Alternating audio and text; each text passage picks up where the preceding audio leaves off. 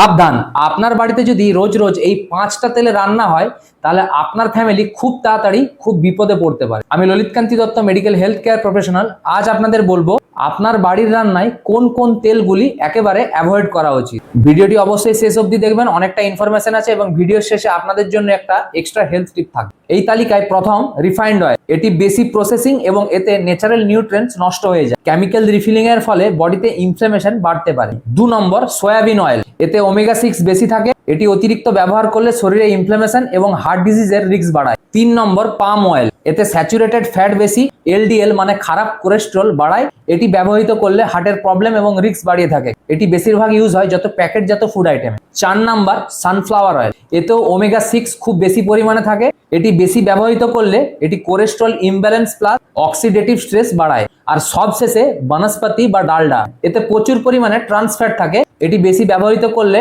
Artery block এবং heart অ্যাটাকের risk বাড়ে। এটি বেশিরভাগ ব্যবহৃত হয় মিষ্টি দোকান বা যে কোনো সুইট আইটেম। এর সলিউশন কি হবে? এই তেলের যদি ব্যবহৃত খাবার আপনারা খান তাহলে খুবই কম খাওয়ার চেষ্টা করুন, মানে না খেলেই নয় এরকম একটা ব্যাপার। 2 নম্বর সরষের তেল ইউজ করুন। সরষের তেল আমাদের শরীরের জন্য খুব ভালো, তবে লিমিটেড খাবেন। 3 নম্বর চীনা বাদামের তেল ইউজ করতে পারেন। এরকম দৈনন্দিন স্বাস্থ্য তথ্য পেতে অবশ্যই সাবস্ক্রাইব করুন ক্লিনিক্যাল লেন্স, এবং ভিডিওটি যদি ইনফরমেটিভ মনে হয় অবশ্যই একটি লাইক শেয়ার করে ভিডিওটা সেভ করে রাখুন।